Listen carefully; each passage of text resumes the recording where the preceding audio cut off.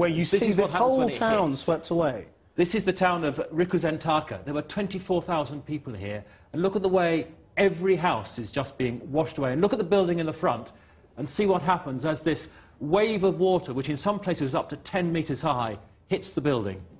And we have no sense, as yet, as to the number of people who may or may not have still been in this particular town. Let's go to the second images here. And this is Miyako Port. Now, what strikes you looking at these images? That the waves do not seem very high, but it is the force. The water is shallow, but it is the force of it, as it's being driven by the power of this huge volume of water behind it, surging towards the coast, that causes this massive destruction. Now watch here, this is a little bit further inland. This is up near Sendai, the main city, which is closest to the epicenter of the quake. And this vast wall of debris, you can see boats in the bottom right-hand corner here, as it comes towards this canal and just literally overflows it.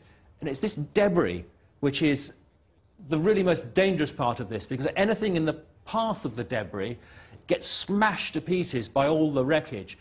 And just watch the way it's relentless. It just goes forward across the fields, this great surge of water. Here's this big boat again in the top of the screen now, and watch this boat as it comes around here. Because at that speed, you feel as though the wave is about to stop. But it doesn't. It just keeps moving. Cars just in front of it, just trying to escape away from it. It is almost biblical in its proportions. And it doesn't stop. It keeps coming. This is just a continuous shot. And even the fires that have started burning are picked up and carried by the water as they get pulled along. Now watch now as the camera pulls out, and you can see it beginning to engulf a few buildings on the right-hand side. But at the bottom here again, here is this boat we saw earlier being carried along. In the foreground now, just at the bottom of the screen, an articulated lorry. Just below the bottom of the screen is the road where we saw those cars running along. And watch how the lorry is just picked up and taken away. And then just carry on watching for a moment or two here as well. There's the boat being pushed along past the buildings. And look up, further up, you can now see the sheer extent of all of this. Up at the top of the screen, the rest of the water coming across. And you can see people trying to escape. There's someone driving away there. Watch the car on the very right-hand side of the screen as it tries to escape and then realizes that they can't escape because the debris and the wall of water is already pushing itself across it. And on the right-hand side, very faint, there's a person running along the road on the right-hand side of the screen.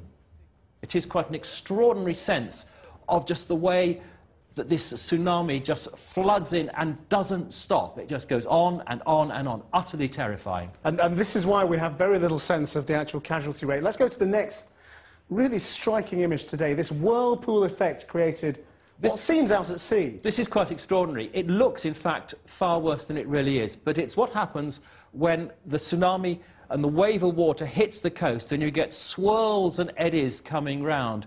We've no idea what happened to this boat in the foreground here. We have no idea whether it was called, but if you pull, as the camera pulls back, you can see that we're actually close up to the coast, and it is just like a swirl and an eddy created as it comes in. So it's actually, that swirl seems to actually have been created by the physical barrier. That's right. As the wave hits the shoreline, what is quite only a half a metre increase becomes this wall of water, because the water had to go somewhere, so it builds up and then starts swirling around. All right, well, let's go to the images that we've grown, I suppose, more familiar with now, again, which is the images of the earthquake itself and the shaking. That's right. I mean, this is an 8.9 magnitude. It is enormous in earthquake terms. In fact, there's one of this sort of scale around every year. This is inside the airport. You can see the ceiling coming down. And watch the people in a moment. They're doing exactly the right thing. They're sheltering in the doorway, because the doorways of buildings are the strongest part. It's where you're always instructed to go. And then coming up here, this is Yokohama, and this is, you get a sense of the panic in people. And watch behind her as what happens. The building collapses, people coming, running out of the building. Even though Japan is a country which is well used to earthquakes, has buildings that are designed and constructed in order to be able to withstand earthquakes, still there's enormous panic as people wonder what to do. That in truth is the amazing thing, though, isn't it? An earthquake this size causing relatively little physical damage. Relatively little physical damage. If you think about the Christchurch earthquake by comparison, much, much smaller. This is 1,000 times more powerful than Christchurch. And if you look back in the past, the previous biggest earthquake in Japan was in 1923, and that killed 147,000 people. A super earthquake and nowhere to hide. And then an even greater horror, a tsunami that sent a giant wall of water racing towards the coast, tossing cars, boats and buildings like fragile toys. It was exactly 2:46 p.m. local time when the earthquake struck.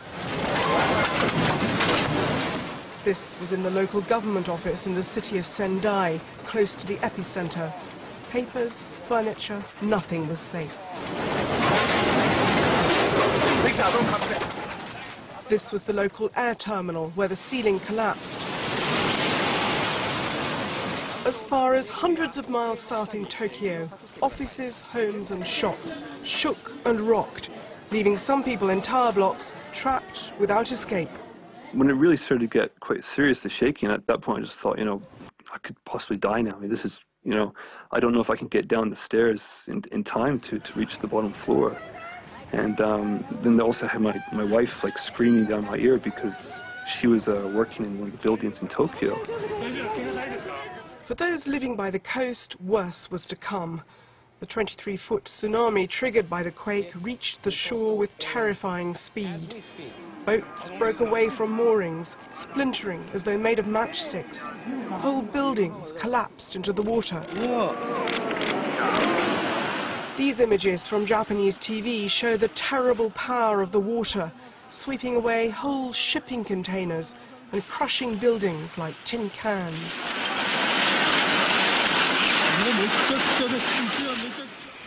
One entire ship carrying dozens of dock workers was simply swept away. Here in Miyako, the entire port was submerged. Cars and vans and even houses were swept up in the swirling current. One building here on fire. And further inland, the black wall of water continued its relentless onslaught over fields. Thick with debris, it absorbed everything in its path. Many abandoned homes were left half underwater. Not everyone managed to get away. In Tokyo, the tremors also caused havoc at the Parliament building. The Prime Minister went on television to brief the nation. It was a very strong earthquake. And in the Tohoku region, mainly and over a wide area, damage has been inflicted. I offer my deepest sympathy to the people who have suffered the disaster. And a further cause for alarm, damage to infrastructure. This oil refinery east of Tokyo caught fire as a result of the quake and then exploded to rage out of control. The flames billowed over 100 feet into the air, blazing like a fireball for hours. There were also, worryingly, incidents at 2 nuclear plants. They shut down automatically when the tremors began, but a small blaze started in the turbine hall of one, and the cooling system failed in the other. Local residents were evacuated as a precaution. Transport links in the region hit by the disaster were also affected. In some places, roads buckled or cracked wide open, leaving gaping holes. Other coastal roads were swept away, or motorists found themselves stranded on bypasses, watching the swirling muddy water below, littered with debris, smashing into the embankment. And the airport in Sendai was completely submerged. The water crept up the runway. Passengers took refuge on the roof of the terminal building. In Tokyo, thousands of commuters were stranded when rail and road links ground to a halt. The BBC's Tokyo correspondent, Roland Burke, witnessed their desperation. Just look at this, a huge line stretching down into the distance, people waiting